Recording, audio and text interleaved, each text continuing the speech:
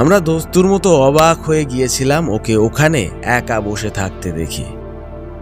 সুন্দরবনের সঙ্গে যাদের পরিচয় আছে তাঁরা বুঝবেন এরকম বনের মধ্যে একা বসে থাকতে বাতুলেও ভয় পায়। শ্যামাচরণ রায় বললেন, দ্য স্মেল অব বুকসে আজকে আপনারা শুনবেন বিভূতিভূষণ বন্দ্যোপাধ্যায়ের লেখা বাঘের মন্তর। গল্পটি শুনে কেমন লাগলো অবশ্যই কমেন্ট করে জানাবেন, আর ভালো লাগলে বন্ধুদের সাথে শেয়ার করবেন। এবার শুরু করা যাক। বাইরে বেশ শীত সেদিন। রায়বাহাদুরের বাড়ির বৈঠকখানায় বসে বসে বেশ গল্প জমেছিল। আমরা অনেকে ছিলাম। ঘন ঘন গরম চা ও ফুলুরি মুড়ি আসাতে আসর একেবারে সরগরম হয়ে উঠেছিল। রায়বাহাদুর অনুকূল মিত্র একজন মস্ত বড় শিকারী। আমরা কে তার কথা না শুনেছি। তার ঘরে ঢুকে চারিদিকে চেয়ে শুধু দেখবে মরা বাঘ ও ভাল্লুকের চামড়া, বাঘের মুখ ভাল্লুকের মুখ বাঁধানো। ঘরগুলো দেখে মনে হয় ট্যাক্সিডারমিস্টের কারখানায় বুঝি এসে পড়লাম। কিন্তু সেদিন আরেকজন লম্বা মতো পৌর ব্যক্তিকে রায়বাহাদুরের অতি কাছে বসে থাকতে দেখে ও শিকার সম্বন্ধে দু একটি কথা বলতে শুনে বেশ অবাক হয়ে গেলাম। রায়বাহাদুরের সামনে শিকারের কথা বলে এমন লোক তো আজও দেখিনি। যে অনুকূল মিত্র জীবনে 30টি রয়্যাল বেঙ্গল, 15টি লেপার্ড মেরেছেন, ভালুক ও বুনো শুয়োরের তো লেখা জোখা নেই। এছাড়া আছে গন্ডার, আছে বাইসন, আছে অজগর পাইথন, আছে সজারু, আছে কাক, বক, হাঁস। এহেন রায়বাহাদুরের পাশে বসে শিকারের কথা বলা, না, লোকটা কে? বড় কৌতূহল হলো জানবার। উপেনবাবু, আমাদের উপেন মাইতি, আপন মনে চা খেয়েই চলেছেন। তাকে দেখে বললাম, ও উপেনবাবু, ওই লোকটি কে? উপেনবাবু যেন হঠাৎ ভয় পেয়ে বলে উঠলেন, কে কই?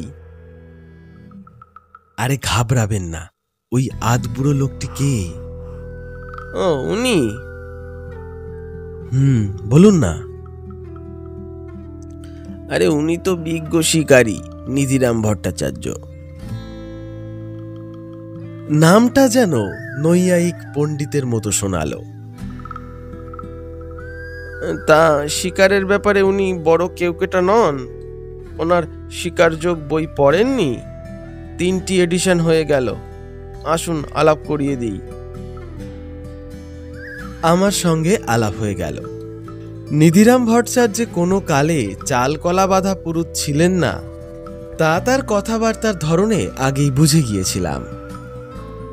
এখন সেটা আরো ভালো করে জানা গেল। নানা স্থানে বাঘ ভাল্লুকের শিকার কিভাবে হয় সে গল্প করলেন। রাত্রে কিভাবে গাছের উপর বসে কাটিয়েছেন, কোন জঙ্গলে একবার বাঘের মুখে পড়েছিলেন, ইত্যাদি নানা গল্প। লোকটি ভালো গল্প বলতে পারেন। এমন সুন্দর নিখুঁতভাবে গল্প বলছিলেন যে আমরা প্রত্যেকটা ঘটনা বলি যেন চোখের ওপর ঘটতে দেখেছি। আরো দেখলাম নিধিরাম বেশ প্রকৃতি রসিক ব্যক্তি। জ্যোৎস্না রাত্রি ও বর্ষামুখর শ্রাবণ রাত্রিগুলির এমন সুন্দর বর্ণনা দিচ্ছিলেন মুখে মুখে। আমি বললাম, কিছু একটা আশ্চর্য ঘটনা বলুন না। নিধিরাম ভট্টাচার্য বললেন, সবই তো আশ্চর্য, বনের সব ব্যাপারই আশ্চর্য। না, তবুও কি? ভূতের গল্প? ভূত দেখিনি কখনো চোখে। তা বিশ্বাস করেন না? বারে, এ আবার অতি অদ্ভুত লোক। বাঙালি হয়ে ভূতে বিশ্বাস করেন না, এমন লোক তো দেখিনি। পরে কথায় ভাবে বুঝলাম তিনি তন্ত্রমন্ত্রে বিশ্বাসী। বললাম, আপনাদের তন্ত্রশাস্ত্রে ভূত মানে না? তন্ত্রশাস্ত্র আমি পড়িনি, তন্তর মন্তরের কথা বলছি। ও, কি রকম? আরে সব বাজে, ভুয়ো। ও, বাজে? হ্যাঁ, একদম। আমি একেবারে অতটা যেতে রাজি নই। মন্তরের শক্তি নিশ্চয়ই আছে। হ্যাঁ, ওই করে করে দেশটা উচ্ছন্নে গেল। আপনারা ইংরেজি লেখাপড়া শিখেও এইসব মানেন? এইবার নিধিরাম ভট্টাচার্যের ওপর আমার শ্রদ্ধা বেড়ে গেল। আশ্চর্য মানুষ তো, আধুনিক মনোবৃত্তি সম্পন্ন পৌঢ় ব্যক্তি। আমি বললাম, সুন্দরবনে আপনি গিয়েছেন? হ্যাঁ, অনেকবার। আচ্ছা, এই মন্তরতন্ত্র সম্বন্ধে সেখানকার একটি ঘটনা বলি। আমি বেশ এগিয়ে গিয়ে বসলাম তার কাছে। দিনটা এইসব গল্প শুনবার উপযুক্ত বটে। উনি বলতে লাগলেন,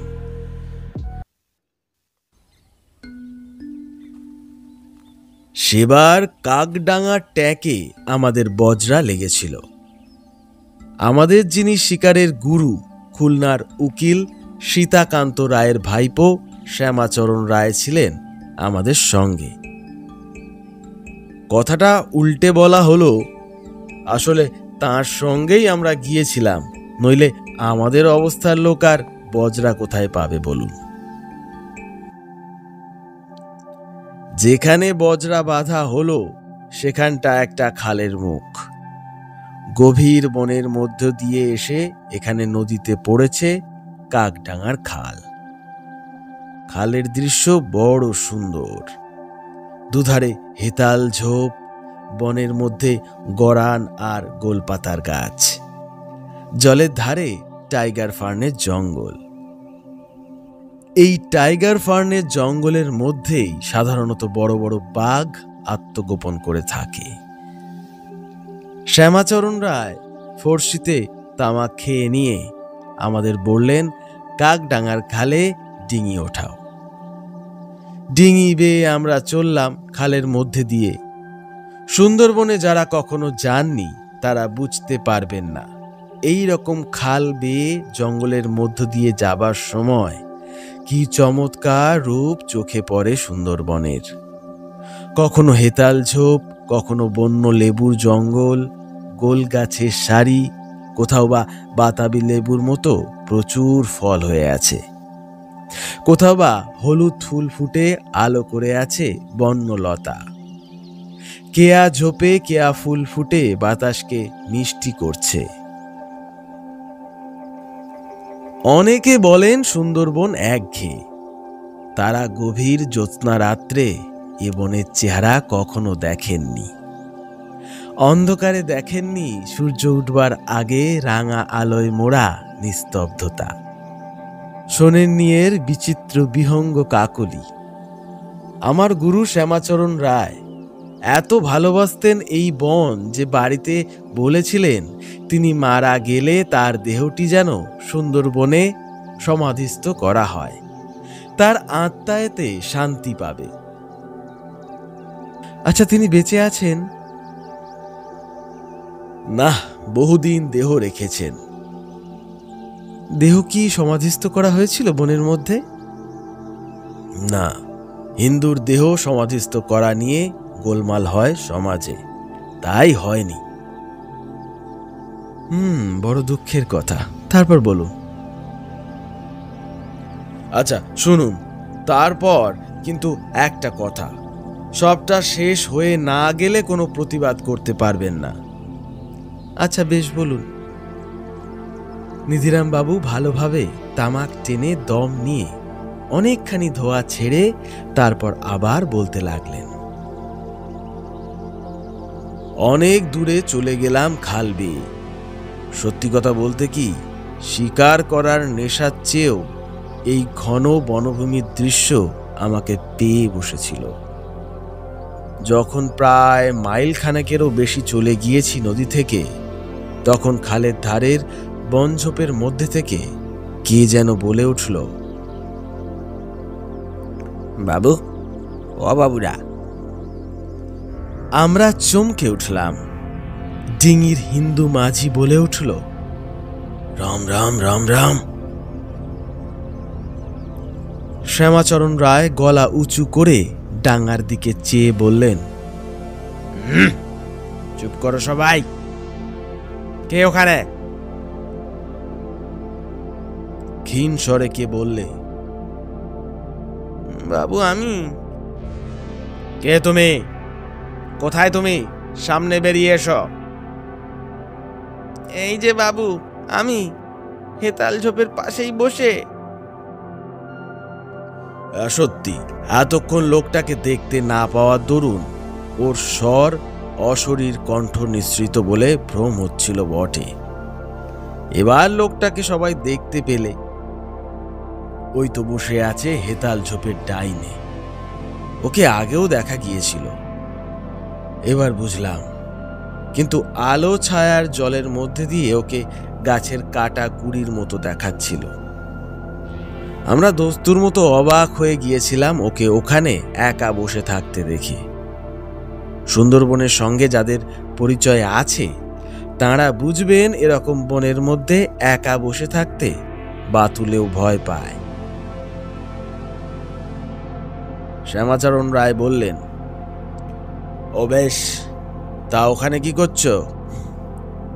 বাবু, হেতাল ফল খাচ্ছিলাম, বড্ড খিদে পেয়েছে, গরিব লোক। কথাটা আর ঠিক জবাব হলো না। খিদে পাওয়া তো শরীরের ধর্ম, সেটা আশ্চর্যের ব্যাপার নয়।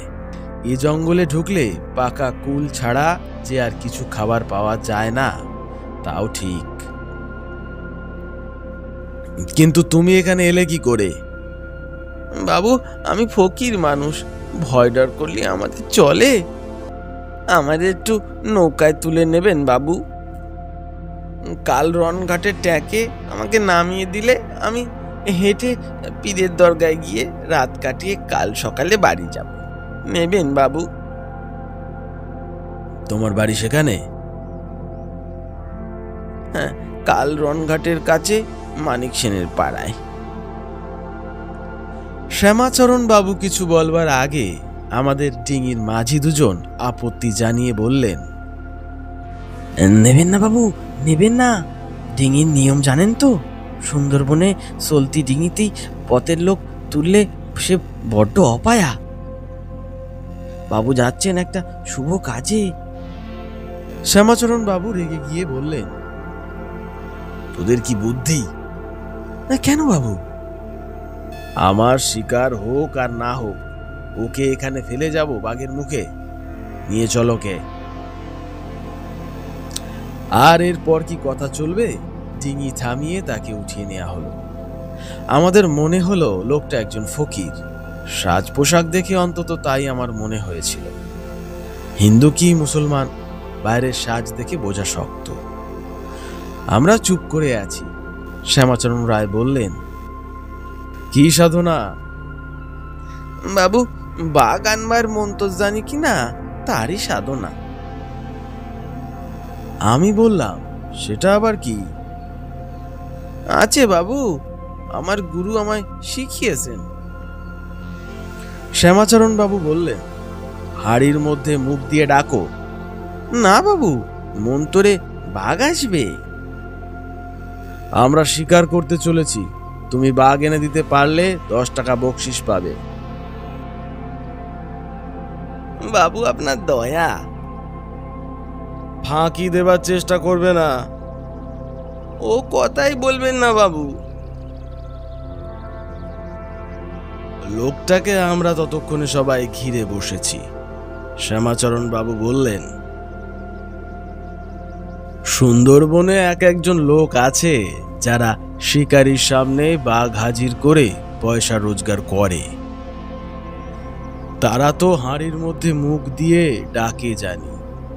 তুমি সে দলের নও। আপনাকে আগেই বলেছি বাবু, মন্তর আসল জিনিস। বাঘ টেনে আনে, এই সময় আমরা নিধিরাম ভট্টাচার্যকে জিজ্ঞাসা করলাম, হাঁড়ির মধ্যে মুখ দিয়ে ডাকার ব্যাপারখানা ঠিক বুঝলাম না তো। নিধিরাম বাবু আমাদের বুঝিয়ে দিলেন, এক শ্রেণীর লোকের পেশা হচ্ছে এই, তারা ঝোপের মধ্যে বসে হাঁড়ির মধ্যে মুখ দিয়ে বাঘের আওয়াজ নকল করে ডাকে।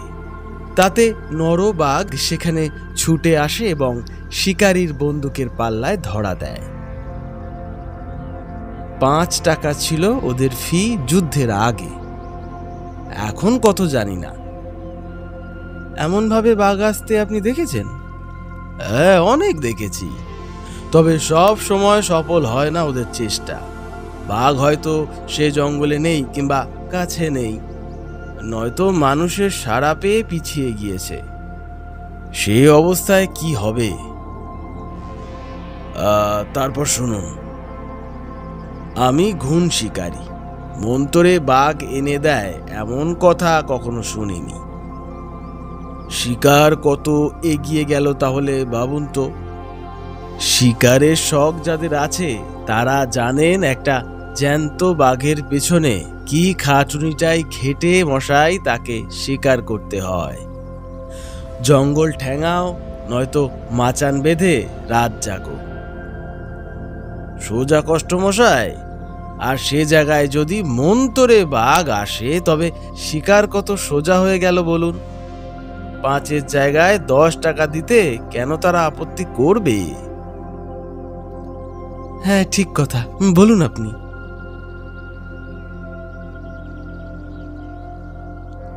তারপর ঘন্টা 2 কেটে গেল।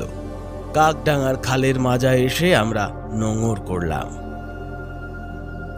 মাজায় মানে কি? খালের অর্ধেকটা পার হয়ে এসে। সন্ধে হয়ে এলো, আমরা সাহস করলাম না এখন ডাঙায় নামতে। রাত্রের খাবার সঙ্গে করে আনা হয়েছিল, তাই খেয়ে সবাই ডিঙিতে শুয়ে রাত কাটিয়ে দিলাম। সমস্ত রাত উত্তেজনায় শ্যামাচরণ বাবুর ঘুম নেই চোখে। তিনি শুধু বসে বসে ফকির সাহেবের আজগুবি মন্ত্রের কথা শুনছিলেন। সে কতবার সাধনা করেছে বনের মধ্যে এই বাঘ আনার জন্যে। গভীর থেকে গভীরতর জঙ্গলে বসে এই মন্ত্রের সাধনা করাই তার কাজ। আরো কত কি যে বাজে গল্প। সারাদিন খেটে খুঁটে রাতে যে একটু ঘুমোবে তার উপায় নেই। কিন্তু শ্যামাচরণ রায় স্বয়ং ফকির সাহেবের মুরব্বি, তার কথার উপর কথা বলবে কে? আমরা চুপচাপ শুয়ে ঘুমোবার চেষ্টা করলাম। শেষ রাতের দিকে খানিকটা কৃতকার্য যে হয়নি তাও নয়। আমি বললাম একটা কথা, আচ্ছা, আপনারা কাকডাঙ্গা খালের মাঝামাঝি এলেন কেন? বজরা ছেড়ে আসার হেতু কি? হেতু খুব স্পষ্ট। বজরায় বসে তো শিকার করা চলবে না। বজরা আছে নদীতে, তার একদিকে জঙ্গল, অন্যদিকে কুল কিনারা দেখা যায় কিনা যায়। ছোট খালের মধ্যে না গেলে দুদিকে জঙ্গল তো তুমি দেখতে পাচ্ছ না। তুমি তো জঙ্গলে চড়ুইভাতি করতে আসোনি। নিধিরাম ভট্টাচার্য একটু তর্কপ্রিয় লোক, কেউ তার কথার প্রতিবাদ পাছে করে, এই আশঙ্কায় সর্বদাই কোমর বেঁধে তর্কের জন্য তৈরি হয়ে থাকেন এবং গল্প শুরু করবার সময়ে কেন যে বলেছিলেন আমার কথার কোনো প্রতিবাদ করতে পারবে না গল্প শেষ না হওয়া পর্যন্ত, এখন তা বুঝলাম। আমরা তাকে বুঝিয়ে সুঝিয়ে সান্ত্বনা দিয়ে বললাম, আপনাকে মাঝে মাঝে প্রশ্ন করছি জানবার আগ্রহে, আপনার গল্পের খুঁত ধরবার জন্য নয়, বলে যান আপনি। নিধিরাম ভট্টাচার্য বললেন, খুব ভালো কথা, শোনো। তারপরে আমার এই গল্প শেষ হয়েই এসেছে। যা কিছু প্রতিবাদ করবার গল্পের শেষে করতে তো তোমাদের বলেছি। ডিঙি নোঙর করে সারা রাত্রি সেখানে থাকবার সময়ে সে রাত্রেই বুঝতে পারা গেল কি ভয়ানক জায়গায় আমরা এসেছি। জ্যোৎস্না রাত্রির আলো ছায়া বারবার কেঁপে কেঁপে উঠে ভেঙে যেতে লাগলো বাঘের গর্জনে। কাকডাঙ্গার খাল সম্বন্ধে শ্যামাচরণ রায় বিবেচনায় ভুল করেননি। ভোরে উঠে শ্যামাচরণ বাবুকে বললাম, চমৎকার জায়গায় এসেছেন। শ্যামাচরণ রায় বললেন, কাঁচা শিকারির কথা হয়ে গেল। আগে কেন? বনের বাঘ আর শিকারির বাঘ এক নয়। ওরকম বাঘ ডাকে সুন্দরবনের বহু জায়গায়, কিন্তু চোখে দেখতেও পাবে না কোনোদিন একটি। তাই তো ফকির সাহেবকে ধরেছি। এখন ফকির সাহেবের দয়া আর আপনার হাত যশ। সকালের রোদ বেশ উঠল। আমরা সবাই ডিঙি থেকে নেমে বনের মধ্যে ঢুকলাম। আধ মাইল দূরে একটা ফাঁকা জায়গা আছে বনের মধ্যে, তাকে বলে হাতল বাঁধিয়ার ডাঙা। সেখানে আমরা রান্না করে খাবো দুপুরে।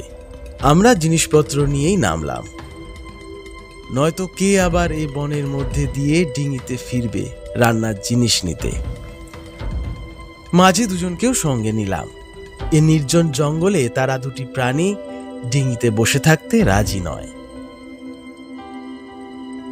সকালের রোদ বেশ উঠলে আমরা সবাই ডিঙি থেকে নেমে বনের মধ্যে ঢুকলাম। দুদিকে ঘন গরান আর হেতালের জঙ্গল। টাইগার ফার্নের ঘন সমাবেশ। পা বাঁচিয়ে চলতে হয় শুলোর ভয়ে। শুলো হলো গাছের বায়ব্য শিকড়। কাদা থেকে মাথা তুলে তীক্ষ্ণ সুরকির মতো খাড়া হয়ে থাকে। ঝরা পাতার তলায় পা দিলেই রক্তপাত। দুধারে বন,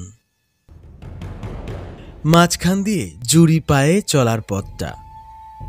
ফকির সাহেব সকলের আগে, তার পেছনে গুরুজি শ্যামাচরণ রায়, তার পিছনে দুজন লোক, তারপর আমি, সর্বশেষে মাঝি দুজন। হঠাৎ এক জায়গায় কি একটা শব্দ হলো। শ্যামাচরণ বাবু ও লোক দুজন চমকে দাঁড়িয়ে গেল। আমি একটু অন্যমনস্ক হয়েছিলাম। ব্যাপারটা বুঝতে না পেরে এগিয়ে গেলাম। বললাম, কি হলো, থামলেন যে? সেই সময় নজর পড়ল দলের পুরো ভাগে ফকির সাহেব ছিলেন। তিনি নেই। বলতে যাচ্ছি, ফকির সাহেব বুঝি? শ্যামাচরণ বাবু বললেন, ওহ সর্বনাশ, এমন কাণ্ড কখনো! ওফ! তার পেছনের লোক দুটি তখনও আড়ষ্টভাবে দাঁড়িয়ে। একজন বললে, ও বাবুর ডান পাশের ঝোপ থেকেই তো। শ্যামাচরণ বাবু আড়ষ্ট গলায় বললেন, আহ আহ গরিব লোক, আমি মন্ত্র আওড়াতে বলেছিলাম ওকে মনে মনে। ব্যাপার তখনই শুনলাম ডান দিকের টাইগার ফার্নের বন থেকে ভীষণ এক রয়্যাল বেঙ্গল টাইগার লাফিয়ে পড়ে ফকির সাহেবকে তুলে নিয়ে গিয়েছে। চেয়ে দেখে মনে হলো বাঁ দিকের হেতাল ঝোপের মাথা যেন তখনও নড়ছে। আমি রুদ্ধ নিঃশ্বাসে বললাম, তারপর পাওয়া গেল ফকির সাহেবকে? আরে তা কখনো যায়? ওই শেষ। একটা হিংলাজের দানার মালা কেবল একটি হেতালের ডালে বেঁধে ঝুলছিল। আমরা অনেক খুঁজেছিলাম। শ্যামাচরণ রায় বড় শিকারী, বাঘের ধরন ধারণ, তাকবাগ অনেক কিছু জানেন, কিছুই করতে পারলেন না। নামও জানিনে ফকির সাহেবের, যে কাউকে কোথাও খবর দেব। আমার গুরুজি শ্যামাচরণ রায় বলতেন, লোকটি সত্যি গুণী ছিল। মন্তরের জোরে বাঘ আকর্ষণ সে ঠিকই করেছিল। আমার অসতর্কতায় মারা পড়ল ও। বাঘকে আকর্ষণ করতেই শিখেছিল, বাঘের হাত থেকে বাঁচার মন্তর তো শেখেনি। অপরাহ্নের দিকে আমরা খোঁজাখুঁজি শেষ করে কাকডাঙ্গার খাল বেয়ে বজরা ধরলাম নদীতে। মন সবারই এত খারাপ হয়ে গেল যে সেবার আমাদের শিকারে আর কোনো উৎসাহই রইল না। শ্যামাচরণ বাবুকে একটা কথা আমি জিজ্ঞাসা করেছিলাম, গুরুজি, ফকির সাহেবকে দলের আগে আগে যেতে কে বলেছিল? আপনি তো জানেন নিরস্ত্র অবস্থায় আগে আগে ওভাবে যেতে নেই। শ্যামাচরণ রায় বলেছিলেন, বিশ্বাস করিনি যে, বোগাস বলে ভেবেছিলাম তোমাদেরই মতো। দ্য স্মেল অফ বুকসে আজকে আপনারা শুনছিলেন বিভূতিভূষণ বন্দ্যোপাধ্যায়ের লেখা বাঘের মন্তর। গল্পটি শুনে কেমন লাগলো অবশ্যই কমেন্ট করে জানাবেন, আর কারা কারা সুন্দরবনে গেছেন অবশ্যই জানাবেন। ভালো লাগলে বন্ধুদের সাথে শেয়ার করবেন। আসছি আগামী সপ্তাহে নতুন আর একটি গল্প নিয়ে। ভালো থাকবেন, সুস্থ থাকবেন।